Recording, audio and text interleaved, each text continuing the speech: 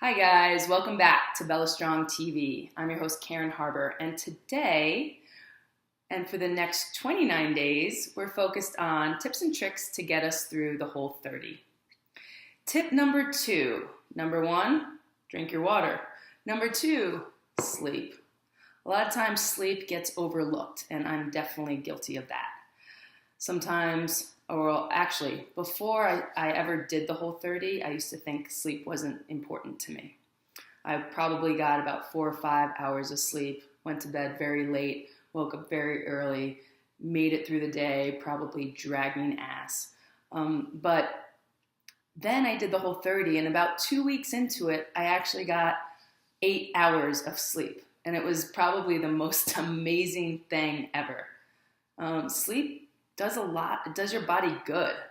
It, rejuvenates your cells and it allows your mind to completely rest. But I always had a hard time sleeping. So for me, I did my research and I started taking a little melatonin at night. It's a natural hormone that your body produces in your brain. But for me, I just needed a little something extra.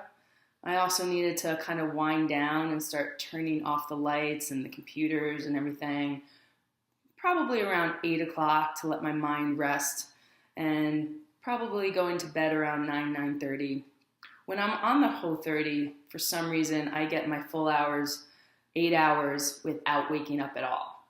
When I'm off, I don't know what happens, but I usually wake 2-3 times a night, and I don't know, I think personally it's because I drink some, and so my liver kind of goes into overload at night and wakes me up, but who knows?